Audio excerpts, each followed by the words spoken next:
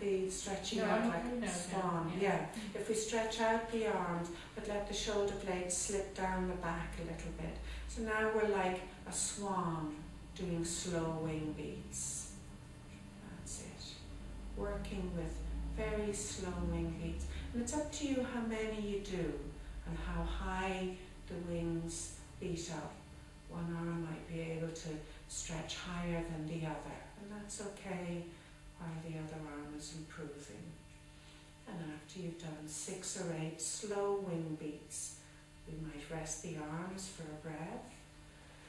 And then if you feel up to turning the palms upwards, and again, arms stretched out, and we're doing slow wing beats. And trying to have the whole movement from the shoulder if your arms will let you. And again, one arm might be higher than the other if that's just how life is at the moment. And the other arm might be improving. And from here, when you've done, how many have we done? That's probably enough, is it? From here, if you feel up to shooing in the chickens, again the arms are stretched out as much as your body will let you, and one arm might be working more strongly than the other. But we're doing a forward and backward movement, and the backward movement is important, taking the arms to move backwards. You can feel the work in the back and the opening out of the heart space. And again, that might be enough. You have the arm stretched out at the shoulder as much as is right for you. The fourth in this group is the hardest. The thumbs are turned downwards and the arms are stretched out as much as your body will let you, and you're moving the arms backwards, holding back the crowds.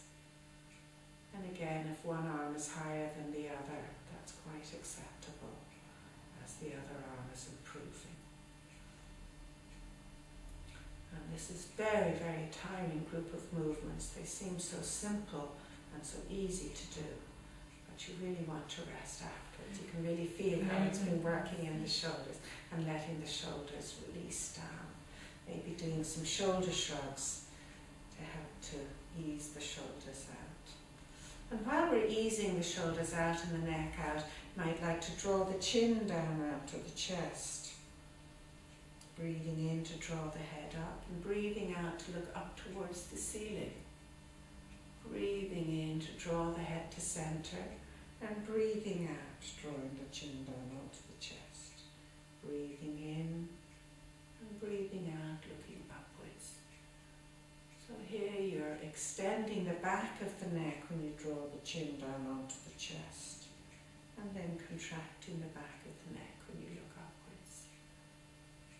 And to make a change from here, we might turn to look round over one shoulder as far as you please, and coming back to center to turn and look round over the other shoulder. Breathing in, drawing the head to center, breathing out, turning to one side, breathing in, drawing the head to center, and breathing out, turning to the other side.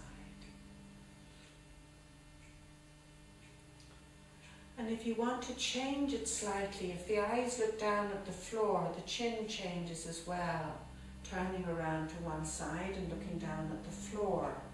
Gives the eyes a bit of an exercise, and it also changes the stretch in the neck.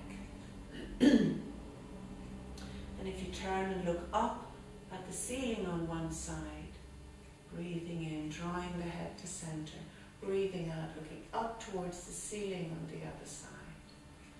And that's again a different stretch in the neck and a different stretch in the eyes. 2 exercises for the price of 1. Turning the head. And it's often the case that one side will feel looser than the other. Not ideal, but very normal. And it's often the case that it's quite noisy turning the neck. And that's partly because the ears are just beside. We might make a change where we draw an ear over towards the shoulder as far as you wish and stretching out the other arm. Breathing in, drawing the head to center, and breathing out on one side. Lengthening down, stretching the neck.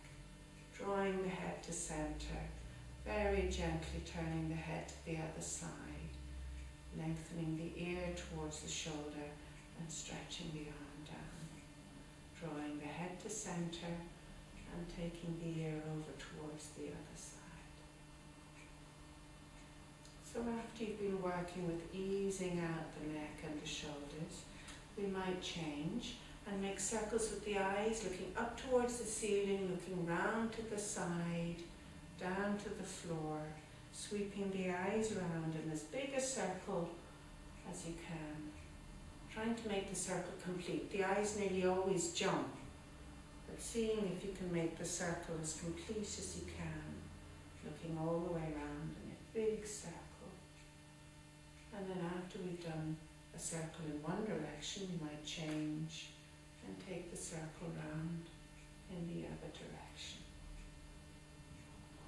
Circling the eyes all the way around.